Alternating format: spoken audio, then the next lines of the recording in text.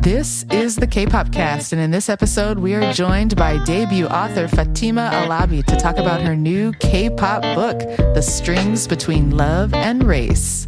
Welcome to the show, Fatima. Hello, thank you. Thank you for having me. Yeah, so Fatima Alabi first became an avid reader at age 19 when she was going through a tough time, experiencing homelessness, and reading was a way for her to find escape. She decided to become an author and provide that same kind of solace for others, and we are so delighted to have her here today talking about her debut novel, The Strings Between Love and Race, which combines her love for K-pop with an interracial love story. And because Kdrama OSTs were such a big inspiration for the book, we also share our favorite Kdrama OSTs as hit replays for this week.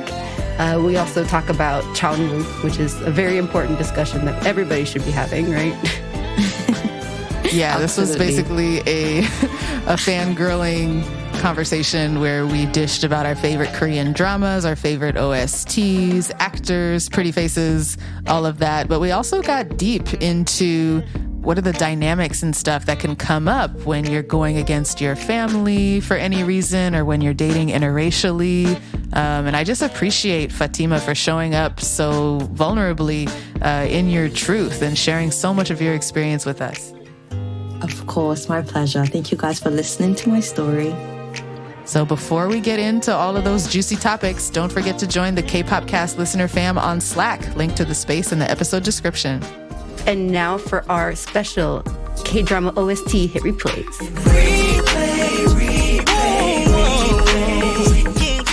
I'm Stephanie. I'm Fatima.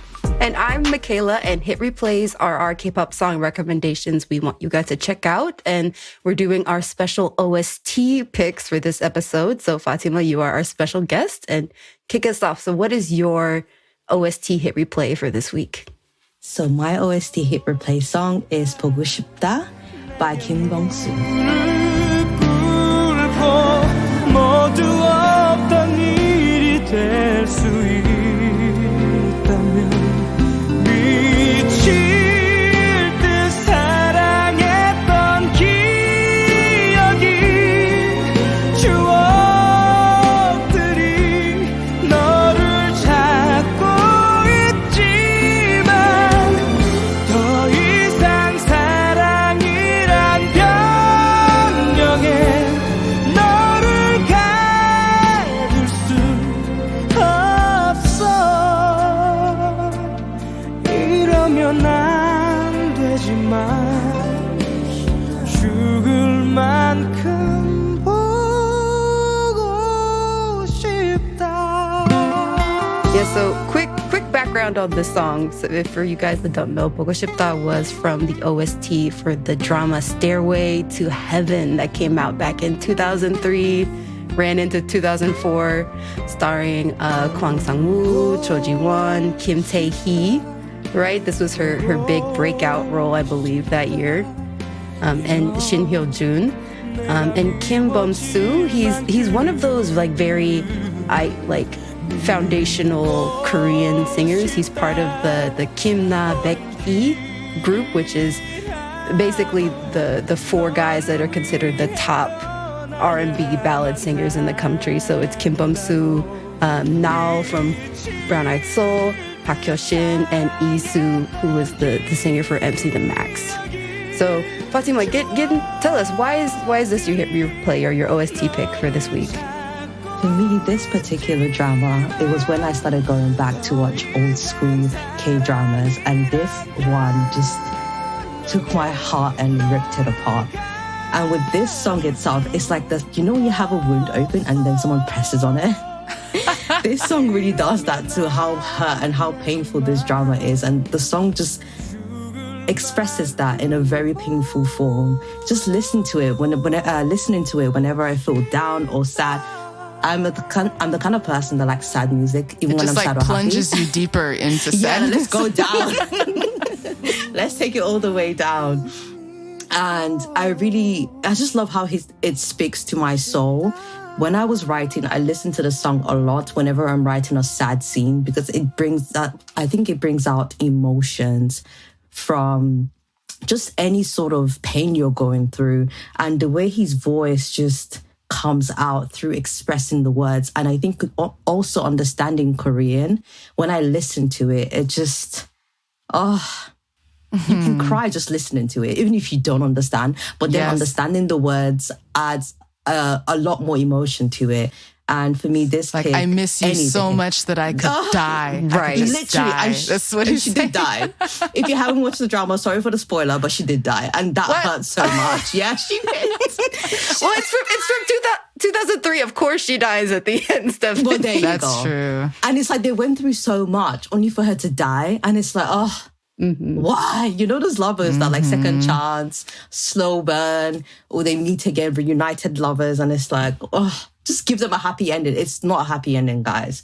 FYI. And the song just gives you that stab in the heart to remind you of that. But a beautiful song, beautiful voice. And I actually referenced this song in my second book, which I'm excited about as it reflects the emotion there as well. So yeah, it's a big part for me because it's one of those songs where I can listen to it anytime and still feel the same emotion. You rarely get songs like that. I love it. Me and Fatima have this thing where we can like listen to sad music and get energy from it. I notoriously am the one who has the K-pop songs to cry into your pillow to award show at every Sad year boy because anthem. I listen to all of those all throughout the year. I cannot blame you. Sometimes you I'm just right there need a with you. good cry. This one is on that playlist for me though, but it's actually the first time I heard it was when Dio from EXO covered it. So I didn't even know really at that time it was like Kim Bum-soo anthem. The origin. Yeah. This song, I'm so glad you picked this. I would say this is the first K-pop song I ever heard in my life. And it is still my all-time favorite. Yay. How did you? Where? I don't even know.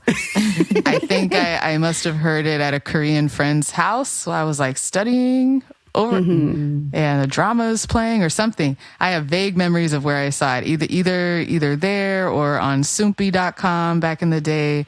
I had just joined the forums in like 2004, and I was just hooked. I was like, whoa, I need to learn what this K-pop stuff is about. Again, I didn't know any of what he was saying, but I got the meaning. I definitely got the meaning. And it actually became like my noraebang, like go-to song. And to the point where my Korean friends are like, all right, she's going to sing 보고 싶다. All right, everybody sit down.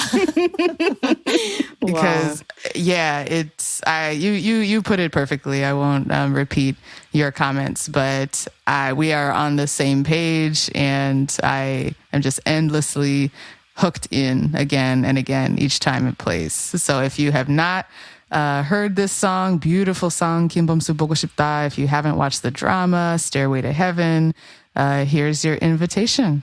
I believe it's on Viki. So, haha, yes, that is true. For our US watchers, maybe on Netflix. Who knows? Just make sure you have a bag of tissue next to you. That's all I'm going to recommend. But Stephanie, what is your OST pick for this week? My OST. So I was thinking, should I pick 보고 싶다? But I've like talked about it on the show many times already. So I was like, no, pick something else. And I was like, what's a drama that I don't think I've officially recommended on the show, but I really liked. My pick is Hyolyn, Crazy of You or Crazy Over You, 미치게 만들어, from the drama Master's Son. 듣고 있나요, 내 마음을 보고 있나요, 내 눈물을 이 세상에 하나 오로지 단 하나 난 너여야만 하는데 왜 자꾸 내게서 도망치나요 왜 자꾸 내게서 멀어지나요 내 곁에 있어줘요 내 손을 잡아줘요 날 사랑한다면 I absolutely love this song.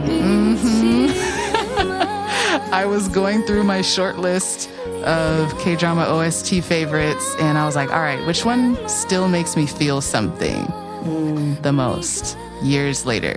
And just from the first piano notes, just from Hyolin's first airy, light notes. Oh. Her voice, Her voice. Hyolyn. Okay, so Hyolyn is, like, for those who don't know her, which, if you listen to our show, how dare you? how dare you? Tali, okay. Hyolyn is a vocal and dancing and body and visual and stage presence powerhouse. She has few rivals in the entire K-pop industry. Facts. Right. So she's legend. She was originally in the group Sistar and then in the breakout duo Sistar 19, and has had an illustrious solo career after that. And what I appreciate about her performance in this song, this soundtrack, 미치게 만들어, is how she doesn't overdo it, how she keeps it simple, how she uses falsetto, and how she keeps a consistent tone with her voice, like making you, like pulling at your heartstrings, which is really hard to do when you're not pushing that much vibration and sound through your voice. It's hard. So it's like really advanced and an underrated gem, I think, from her discography. And then Master's Son, oh, I just smile, I grin ear to ear thinking about this drama. It's from 2013, and it stars other legendary Hallyu celebrities, Seo Ji-seop and Kong Hyo-jin. These two, their chemistry is off the charts in this show. It's supposed to be like a haunting ghost, right? Scary, but like they're just so funny and so cute. Like you don't care about the ghosts after a while. The basic plot is that she sees ghosts. She's kind of a wacky person who sees ghosts, and they keep her up at night. She can't sleep. But there is one cure for her ailment, which is to be in skin-to-skin contact with this one man. The best cure. Please the best give me that. cure. So she's always trying to be all up on him and touch him and grab him. And he wants none of it for the first few episodes. But then, you know what happens after that. So, like, girl, you need your cure. Come over here. I mean, yeah. So I could watch that show again and again. I highly recommend it. It's so sweet. It's so like essence of K-drama. It's out of this world. And so yeah, I need to rewatch it, to be honest. So pleased to have this chance to share it with you all. Right. I love when we can talk about K-drama on this show, and also K-pop. It's our a great show. time. K-drama cast forever. No, this song, for me, one of her best OSTs has to be Becoming Each Other's Tears from Horang. Have you seen it? Or listened to it? No. Oh my goodness. Wait, yeah, I've heard it. I replay. haven't watched the show, but I've heard that song. Yes. That song was on in my head rent free for years till now. Such a beautiful song. Horang is debatable. I don't know. It's like a bunch of princes. Or, it's not a top 10. I think it's the time, the era where they filmed it. The acting for all the actors were not really there yet. But they had some really yummy men in there. But yeah, I don't know. The OST gave more than the drama, but something good came out of it. That's what I'm going to put. But yeah, I love her. She's such a great singer. All right, our final K-drama OST hit replay is from PD Michaela. Yeah, okay. So starting off, I'll be honest, I haven't watched the show really. I've seen like clips. That doesn't matter. That's not required. Right, and that's because we are talking about OSTs, and my OST pick is Hyoko, Masit Non Soul, or 맛있는 술. 소리 없이 우리 잔에 담기네 우리 아들 무리들이 잔을 들치네 둘이 셋인지 셋이 넷인지 모르겠지만 우리들이 부은 술이 아직까지 뜨겁네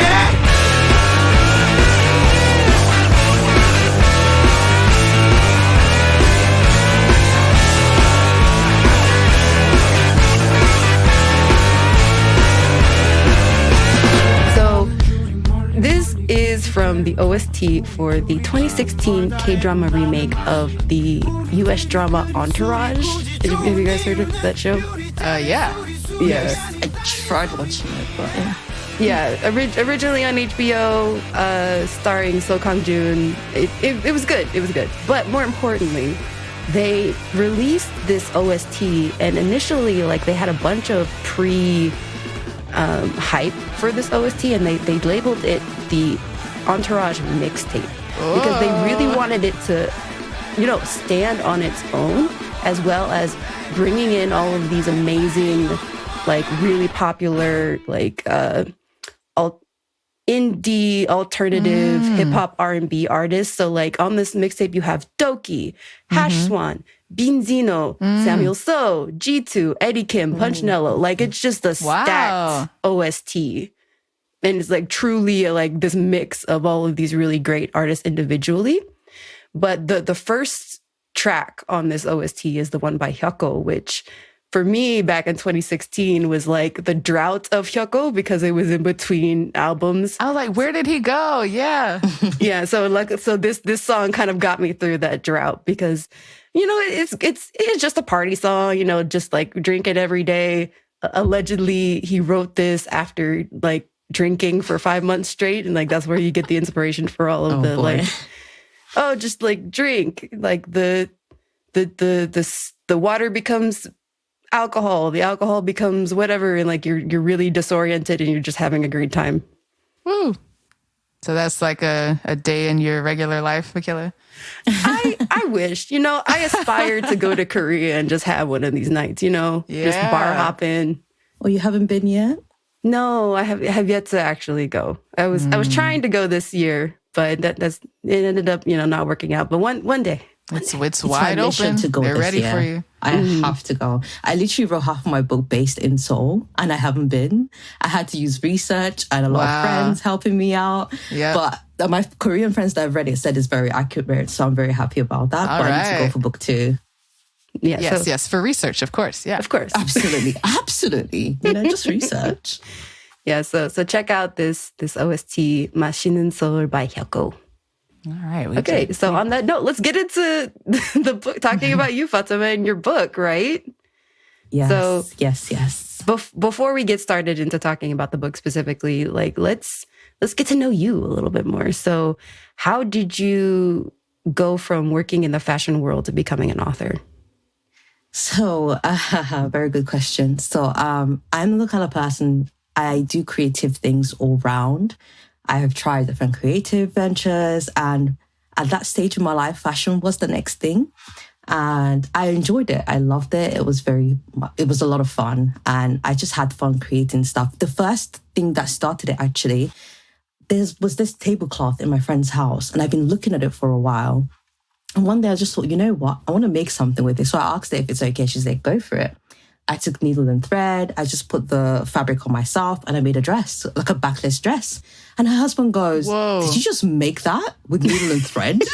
I was like, yeah. He was like, measurement, nothing. I was like, I just used my body. And he was like, you need to do something with this. Like, you're really good. And I thought, I am. Okay. And then I started. It means a lot learning. When the husband stops what he's doing. You know what I mean? Like, what's going on? Yeah. Whoa, yeah. So yeah, I did a lot of just YouTube research and things like that. And then a business was birthed. I remember my first time meeting a client. I thought, Fatima, what are you doing here, you fraudster? Run away, because this makes no sense. Like, you learned from YouTube. How are you here getting people's money? Because what actually made me more popular as a fashion designer was I helped my friend's younger sister make her prom dress. And again, no experience, no actual technique, just trying what I thought was right, and it looked right. And I thought, how the hell has this turned out this way? And my friend had filmed her wearing, she just styled her really nicely, placed it really well, and then took pictures and posted on Instagram, and it sort of went a bit viral. And I was like, oh, okay. And then people started hitting me up, like, and her friends as well. Could you make my dress? And I'm like, guys, I don't know what I'm doing. But everybody was like, just go with it. You never know. And I went with it, and it lasted about 2 to 3 years. I made wedding dresses. I made video shoot dresses. I made some pretty cool stuff. However, the African aunties got me. Oh, yeah. You know what that means. A lot of people, right, see fashion designers as tailors, which is a problem. So they bring you alterations. They bring you like all these styles that are not fun. But you have to do it, especially if it's an African auntie, because, you know, respect and all this stuff. And I'm like, I just felt trapped in the skill I had because it wasn't fun anymore. I just felt like I was doing it out of duty. Even like the way they'll price it down, I felt like intimidated to like say something to them. And it got so bad. There was one particular auntie that took me out. She really did a number on me. And after that, I said, you know what? I'm packing it in. Like I've had enough. Yeah. It mentally started getting to me where I started having panic attacks. Like it was bad. I had no control over my own creativity and I felt so powerless. But I couldn't speak up either. So I thought until I find the strength to say how I feel and say no, I can't keep going this way.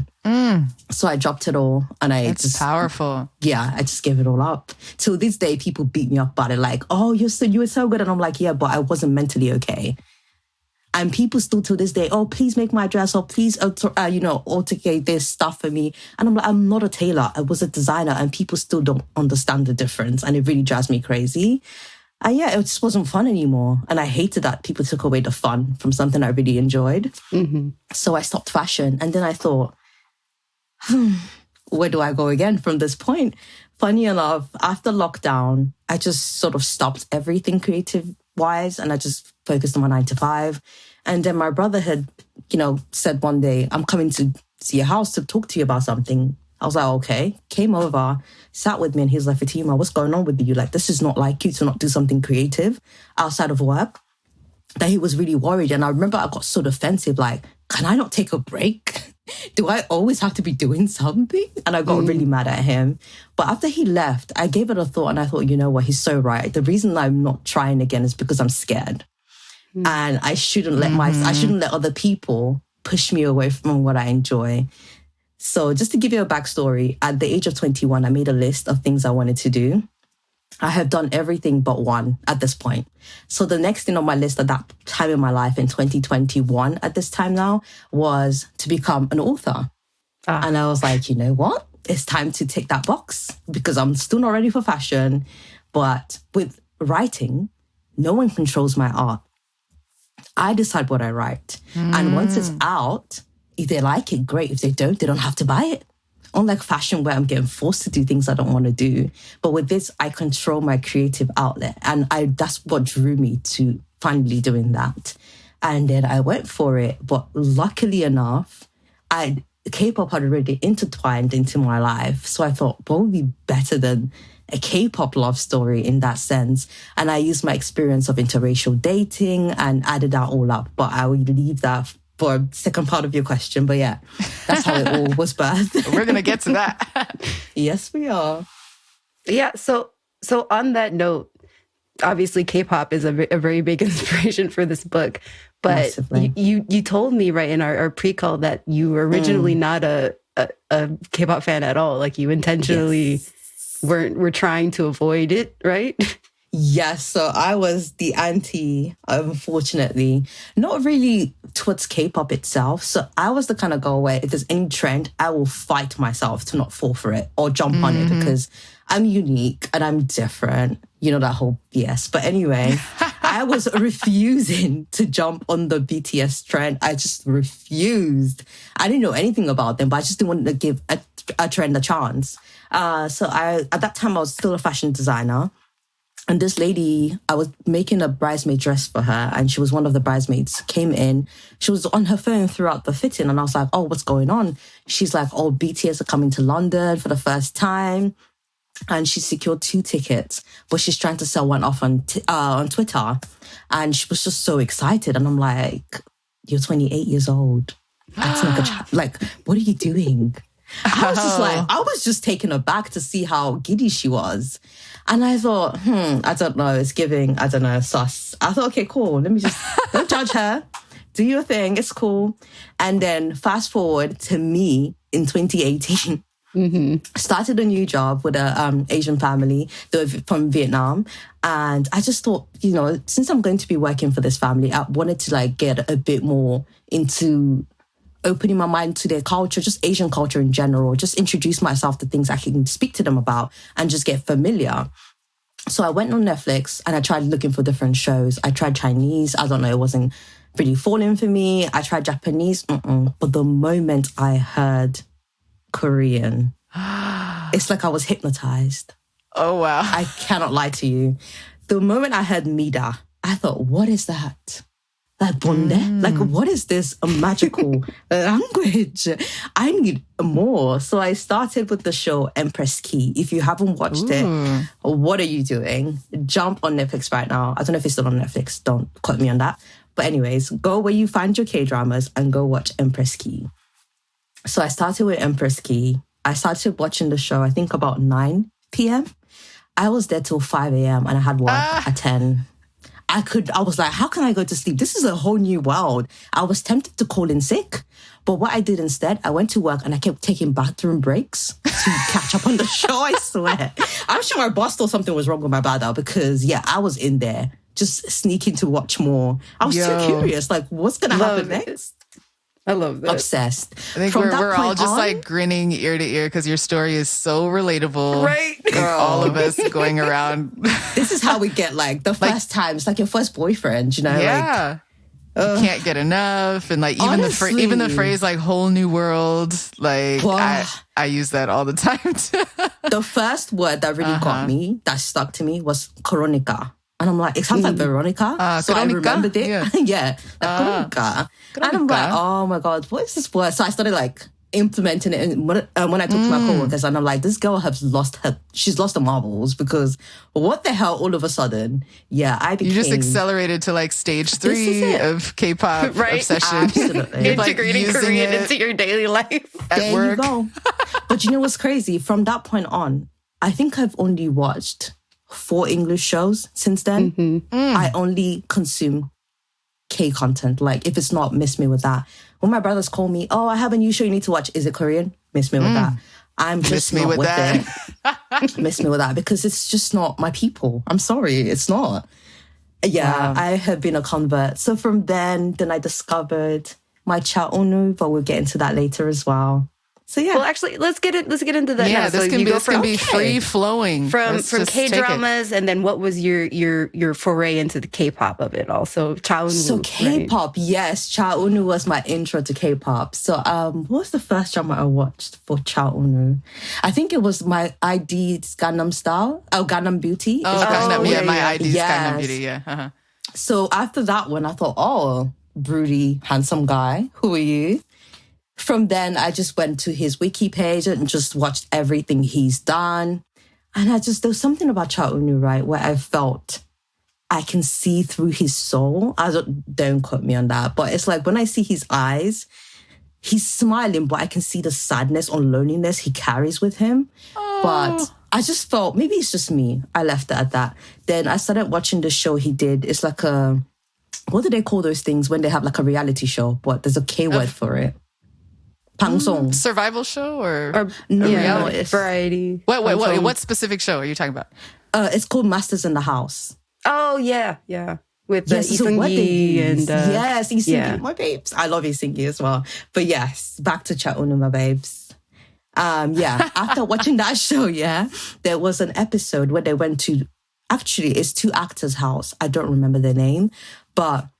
They're a married couple and they're both actors. The husband's an actor, the wife is an actress. And they were speaking about how them being married and then they being in the same industry, how that helps them find someone they can, console to and like just share their hearts and feel safe in sharing what's deep in their heart and not feel like the person will betray them or, say it to other people because they're both going through similar things, if that makes sense. And just having that person that can look at you and know how you feel without you really saying too much. And as they were speaking, Cha Eun-woo starts crying. And I'm just I remember like... that episode. Oh my God. And then the lady just looked at him and she's like, she knows what he's feeling, that he must be lonely. And he shook his head and said, yeah, that he wants to get married because for him, he wants to find that in a partner, someone he can share, because he has to hold so much in because you can't really trust people. Nope. Or open up so much. And I realized what I thought was correct. This boy is so lonely. And like, there's so much on his shoulders. Even like, I'm not saying he carries his group, Astro, but we know most people come there from him, just like I did myself. And it's like, he shoulders a lot of that burden where he does more than just the band music. He does a lot of commercial stuff. He does a lot more acting. So he has a lot falling on his shoulder and he feels so responsible. But he has to like, just take it all with it on the chin and not complain, because at the end of the day, people will look at him as a privileged person with the face he has, but he's still a person who feels. And that really hurt me for him. And I just thought, look at that. Some people look at him and think he has everything, but there's something we can easily attain that he can't. And that really hurt me for Cha Eun-woo. So I wanted to embody that into my male lead character, June, which I hope I did a good job at it. June expresses a lot of that, which is why Mina becomes a very important part of his life, because Mina was there before the fame. She's seen him in times where he was low and he's able to be himself around her. And he just wants that pillar of comfort, which is why nobody else matters. And I love that about the story. So yeah, that's how I sort of incorporated that. Another reason I did that was there was another episode where a group of actors, comedians, whatever it is, they all sat in a group and they were talking about how he must have never been dumped in his life. And he was like, no, he has been. Like, yeah. he's so handsome. You know how like a lot of Koreans take looks as a pillar of like, yeah, you got it all. And he was like, no, he has been. And then they were like, what? Who would do that? Like, whoa, like they couldn't understand it. But then it got me really curious. Like, why would someone do that actually? And then I really thought about it. And some women, even just doing more research into that, a lot of Korean women feel like intimidated when someone good looking dates them and society deems them not good enough for that person. So they get scared of being bullied or harassed, because it does happen. Like, who are you to think you can date this guy? They would come for you to the end of your days, because for them, they have a different imagery for what he should be next to. But I'm just like, which is them, ultimately, you know? Which is no one but me. Actually, it should be me. Yeah. Some of them will bow out gracefully because they feel like he should be with someone just as like a Miss Korea candidate. I.e. his character in the drama True Beauty. There you go. So for him, but I was just like, doesn't it matter what this boy actually wants? Like, it's crazy how we control, or we think we have the right to control these people's lives, but they're people just like us. No one tells us who to date. No one comes to our lives telling us who's good enough for us. But why is it up to us who they choose? It blew my mind. And then I wanted to also show what it must be like for a girl like that. Yeah. What it must be like for her to have to reject him because of her own fears. And although she loves him or she likes him so much, she's also worried about certain things. So I gave Mina her own sort of struggle as to why she couldn't be with him. Something he could understand, but we get to see as the readers as to why that is.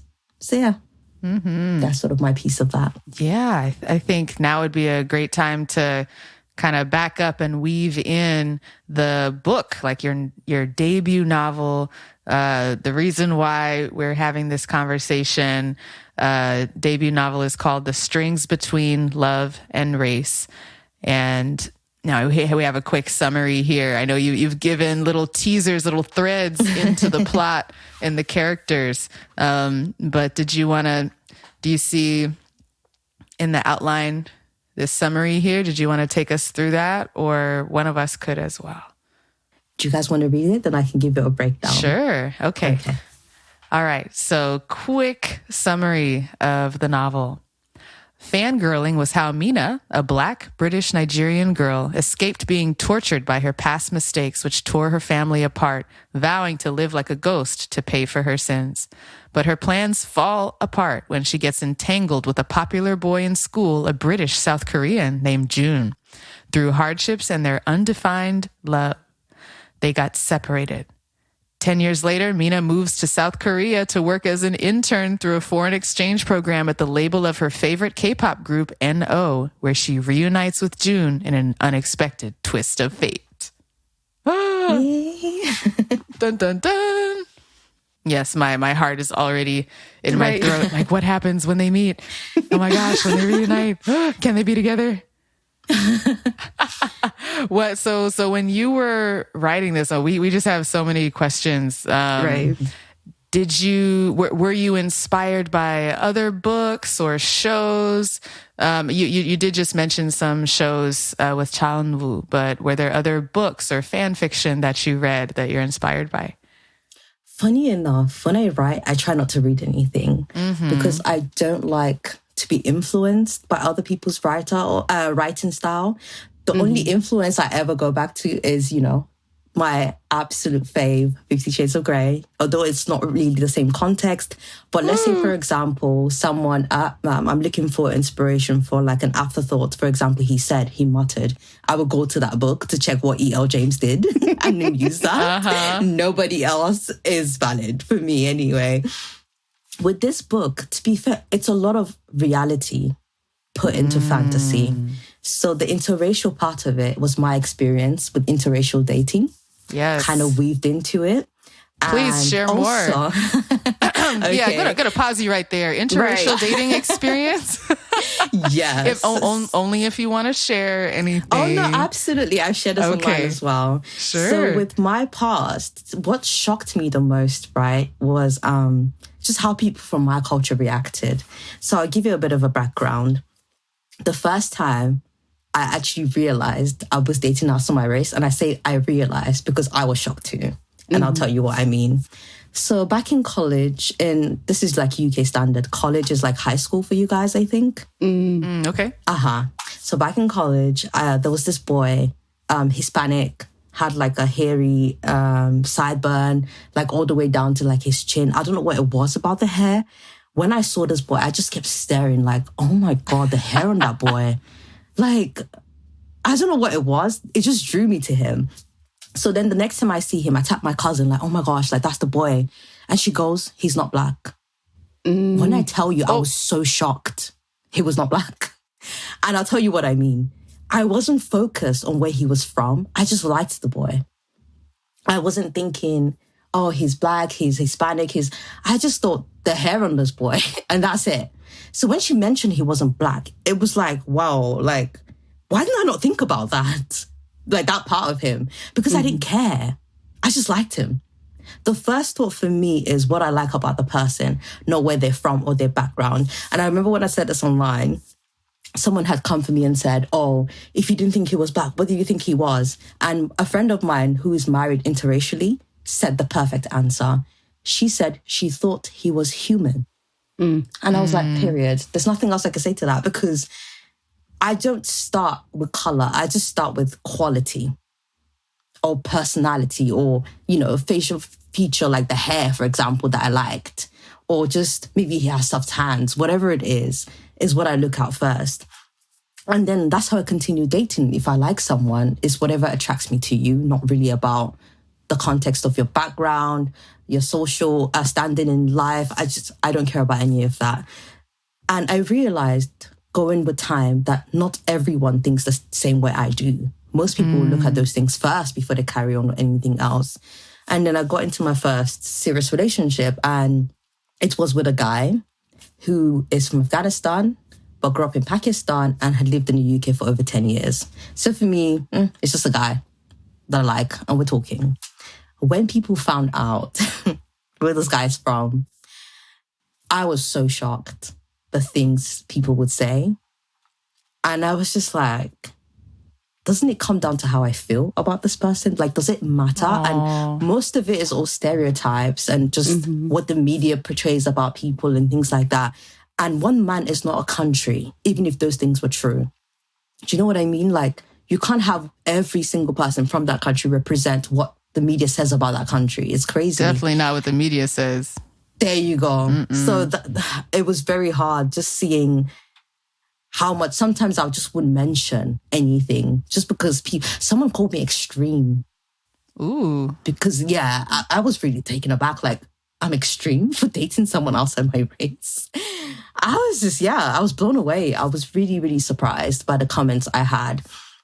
And then the second person... This is by other folks in your community? My culture, exactly. Yeah. They're just like, Fatima, you're always so extreme. Like, why are you so... People find you really weird because, like, I'm a lover of all people. I don't care where you're from. I don't care who you are. If I vibe with you, I vibe with you. I don't really care about all those, like, you know, extra junk. But, yeah, people from my culture just don't get me because I'm just open, I guess, to just people. But, yeah. So I was really shocked by that. So I wanted to portray in the book as well, that sort of dynamic, and also show that this happens. Because when I actually started dating this guy, I was expecting the, I guess, what's the word I'm trying to find? The refusal or like the judgment or the rejection to come from his side, because I was, you know, prepared for that. Well, yeah. So seeing people behind me rejecting, I was like, whoa, I didn't prepare for you guys. Yeah. What's going on here? Like, you're supposed to have my back.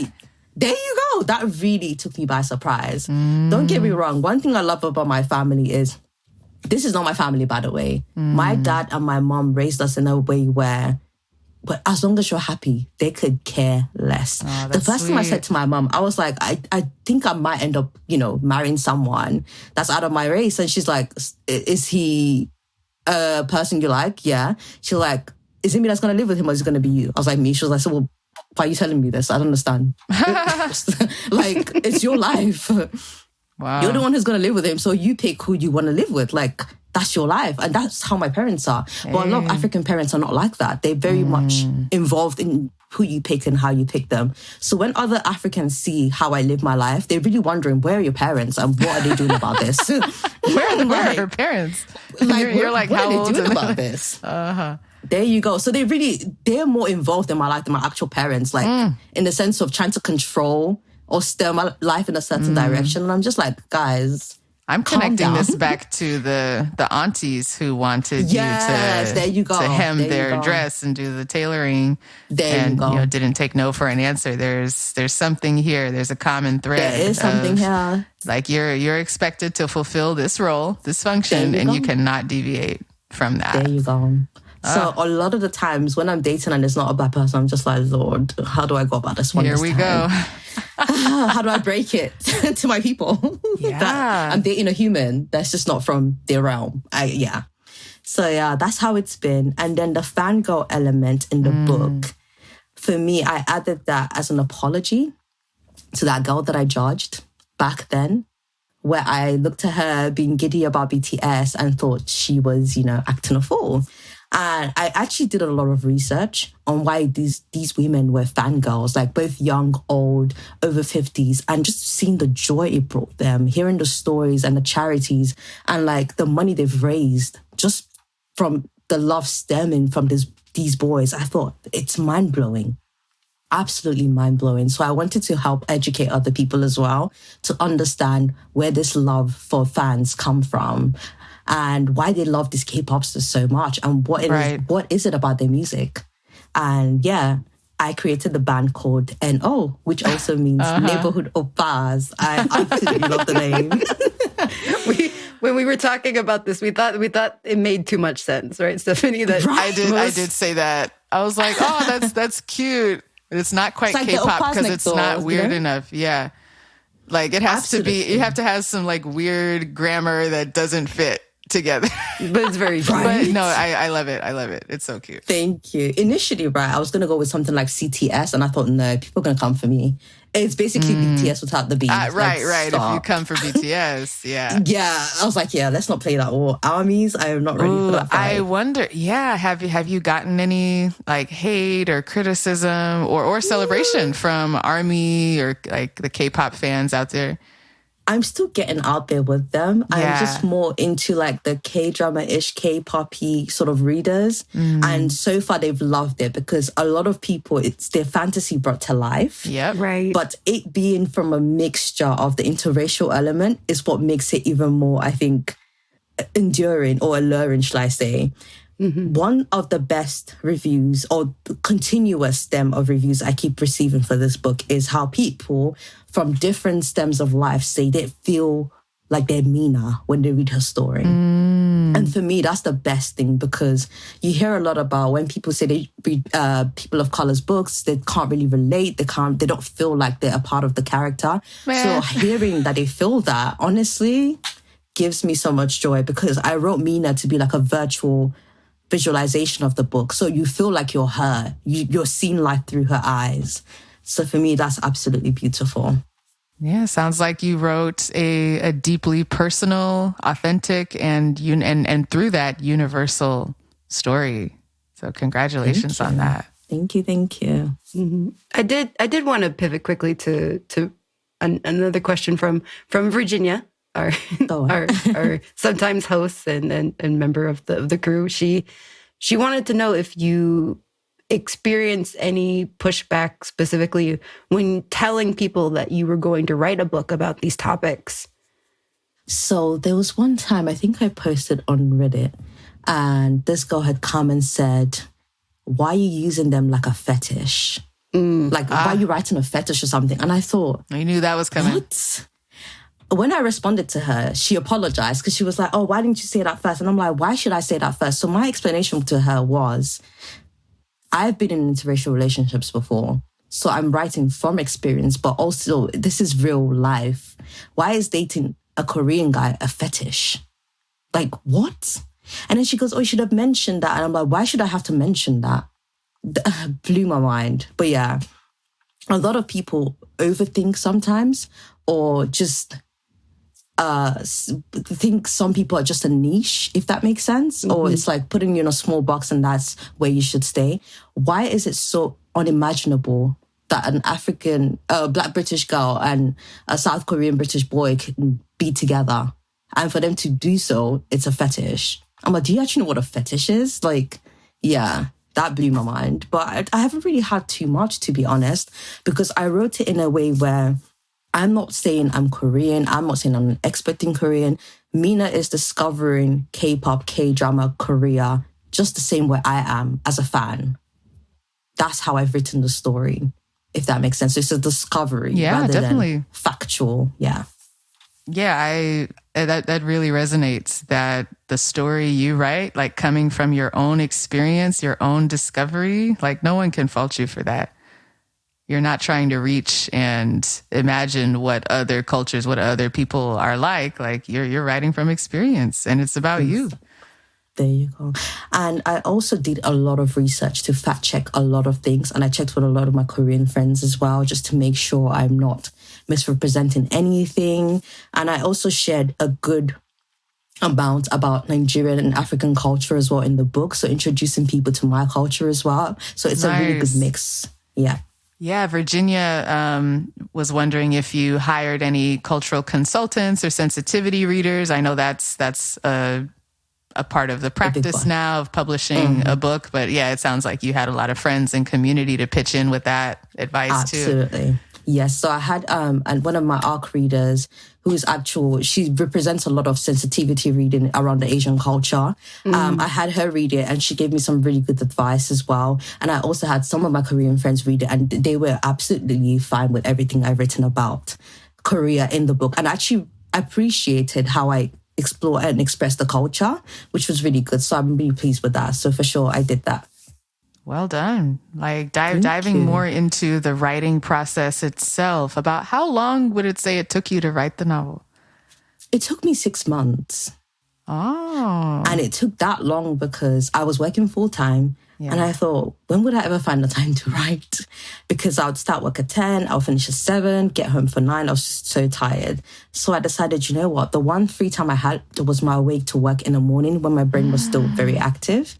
But normally that slot was for K-dramas. So I had to cut back. Oh no. On my K-drama. Yeah, it was very painful. So yeah, I had to replace my K-drama time with writing instead.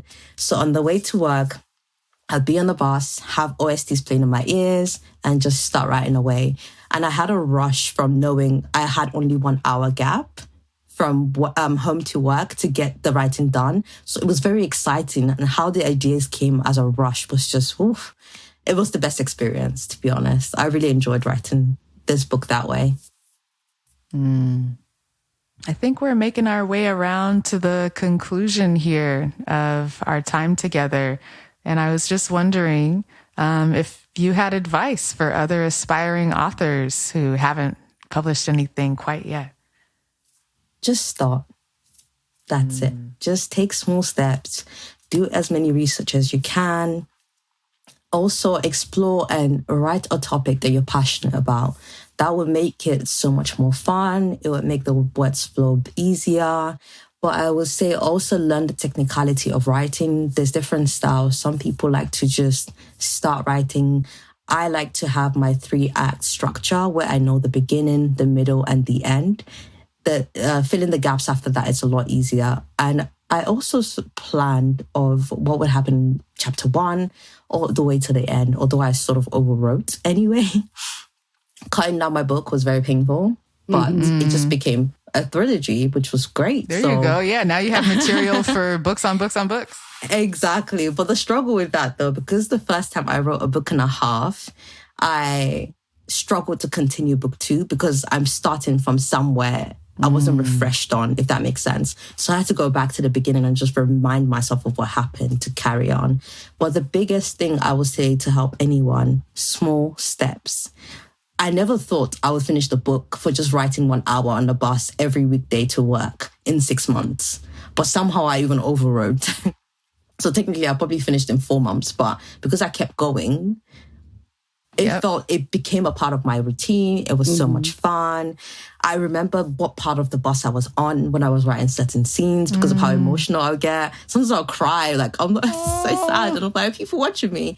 Because you're in there with the character. Sometimes I forget I'm the writer because, no, honestly, sometimes I get so excited about something or I get so sad and I'm like, oh my gosh, why did that happen? I'm like, Fatima, you made it happen. You did it. You literally made it happen. Like, I forget I'm the enemy sometimes. But yeah. That's so cool. Yeah, it's like the story is within you or being channeled through you. Absolutely. Another great advice would be take criticism as well, because I had my first draft or my first manuscript, shall I say, was an absolute disaster. It's gonna be. And once I accepted that, everyone that gives you advice about writing always tells you to prepare and accept that the first manuscript will be a disaster, and that's okay. Because you're starting something new. It's a new territory. Of course, it's not going to be perfect. It's just getting the words out. So when my first editor had given me some advice on how to add more layers, show, don't tell, she was like, Mina's thoughts, she couldn't hear Mina's voice, all these things. So what I did was go back to the manuscript and add layers every edit. So the first layer could be adding more description of either the characters themselves or the environment they were in, adding more thoughts of Mina's afterthoughts or what she felt.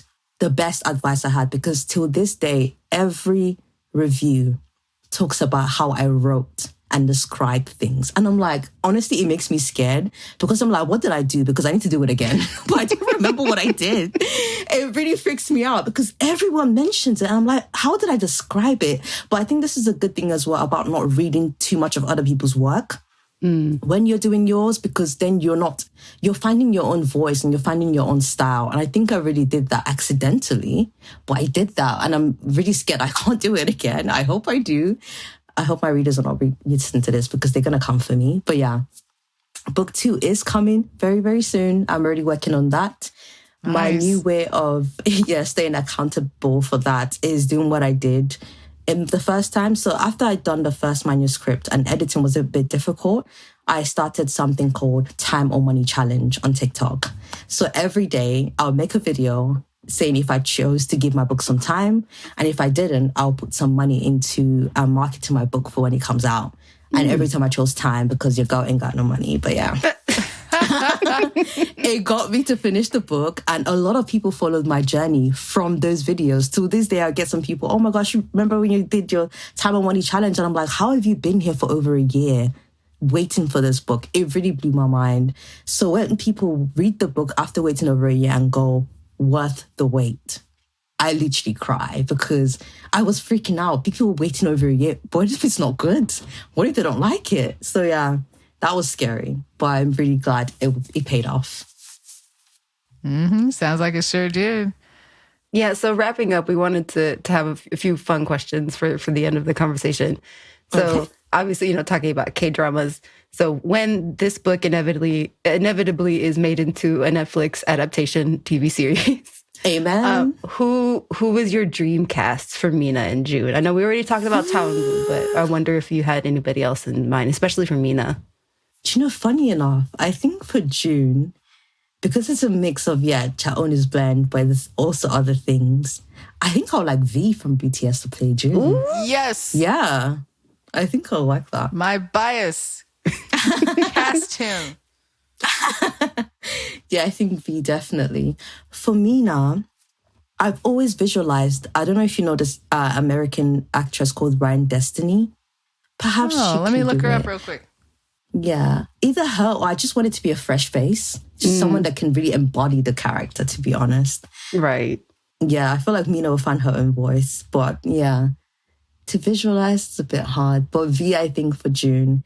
And there's another main character called Dongmin, which a lot of people get to like because you only meet Dongmin in the second half of the book. Oh, okay. And I'm sure you heard from his name. I named him after Cha Eun's real name, Dongmin. Yep. So I wanted to make Dongmin what I wish, or what I think Cha Eun wish he could be like, what he could express, how carefree he could be. So Dongmin is that character that just brings the vibrant fun into the book. And that's how I feel like Cha Eun's alter ego would be, if that makes sense. So I kind of wrote it for Cha Eun, you could say. Mm-hmm. So like, V plays June and Cha Eun plays Dongmin. Well, he can play Dongmin and finally be himself in a way I feel like he should be. Yeah, there you go. Sense. Yeah, that could be. I think this could be a great pitch to Cha Eun-woo. Like, we could solve some of your existential problems if you and actually play live a part where you get to call yourself your real name. I just changed the name to Kim, not Lee. Sorry, Cha Eun-woo. I tried. And for Ji-won, Ji-won, who would Ji-won be? I'm not so sure, to be fair, because she's very girly. She's very happy-go-lucky because Mina's quite miserable most of the time. So she brings the joy out of Mina. Ji-won too, I think, will find herself. And imagine the actress. Have you guys seen this drama from recently called Marry My Husband? Oh, yeah. You know the actress that heard was rave the evil reviews. friend? Oh, yes. Yeah. I think she could be Ji-won, like the older version of Ji-won. Mm-hmm. Because she could be very like Aegyo, cutesy type personality. So yeah, maybe her. Mm-hmm. I mean, sounds like a winning star-studded cast to me. Right? I would click. I would watch. Mm-hmm. Although I do, because I'm just curious. So because I'm still going through the book and reading it and excited for part 2. What OSTs should readers be listening to while they read the book? Do you have any recommendations? Ooh, and who do you want to sing the OST for your... That. First that question. First, who do you want to sing the OST for the Netflix? And then my question. Oh, my dream girl for the OST will have to be the same person that did the Crazy... Yep. Is it Crazy for You? Yeah. She is just the queen of OSTs, I think. Hyolyn. Yes, Hyolyn is the queen. I think her voice will embody just... to be fair, I wrote a song already for the OST. I'm just trying to find a right collaborator, yeah. It's funny how it's easy to write songs in Korean than English. Don't ask me how. But yeah, that was fun. Hopefully it comes out soon. And there's definitely a song in book 2 and for book 2. I'm hoping that one will get released beforehand. So it's going to be a song written by June for Mina. And I want a Korean singer to definitely body that one. And yeah, I'm looking for people. If you guys know anyone, hit me up. I am looking for people to represent that song. It's a beautiful, beautiful song. Although I wrote it, but I am shocked by how, just... You're like, I'm just the messenger. It came through me. There you go. I was doing dishes and it's like, oh, okay. Yep. And it just kept coming. I think it's going to be an amazing part of the book and I'm excited for that. So yeah, for the OSTs people should listen to while reading the book, I listened to a few songs and the ones that stand out to me currently is, I spoke to Michaela about this previously, was when the Oh My Angel from the Angels Last Mission. Yeah. Yes, that song. There's a bike scene if you guys read it. there's a bike scene where Mina's on a bike and June is riding and they're going through London Bridge. That's the song that inspired that scene. You know what I mean when you read it. But yeah, that song definitely. Also, there's this song called Slow Dancing in the Burning Room. Rosé from Blackpink did a cover of it with just guitars. So mellow, so beautiful. I listened to that a lot writing because it just kept me calm. It kept my brain very clear whenever I was writing. So that's a really good song as well. Although it's not Korean, it's a really slow melody by a Korean, so it still counts. Also, Kim Bong-soo, of course, 보고 싶다, especially when June and Mina are yearning for each other. The perfect song to listen to. And lastly, one that sticks out to me as well is one called Love Always Runs Away. This song just pulls on my heartstrings. It's from the drama. It's the 50-episode drama called The Gentleman and a Lady. Beautiful song. So yeah, that's my last recommendation. Ooh, I love that this episode is a book review and also like major music recommendation vibes. Because we don't talk about K-drama OSTs enough. It is a pillar in K-pop that needs more attention. Absolutely. So thank you for letting us do that. Right. Thank you so much. All right. I think that about wraps it up. It has been so fun having you on the show. Yeah, thank you, Fatima. Thank you. Yay. Thank you guys for having me. Yes. So wrapping up, let's let our listeners know where they can find you on social media, where they can find your book. Just plug all the things. Okay, so with social media, it's all the same name, author Fatima Alabi. I'm mostly active on TikTok, Instagram, Facebook, LinkedIn. I also have my website, www.fatimaalabi.com. You can find my book on Amazon. But if it's an issue for your country, let me know you can email me at author@fatimaalabi.com and I'll get it to your country. Don't you worry about that. So you can get the ebook and the paperback on Amazon, everywhere Amazon's available. So yeah, that's me. You can find me on Instagram at Catchlight27 or find me in the Slack, which is in the episode description. Yeah, and you can find me also in the Slack and all of us at the Kpopcast. So, okay, goodbye, everybody. Bye. And what's the title of the book? One more time. Yeah. It's called The Strings Between Love and Race. This name came to me while I was about to go to bed.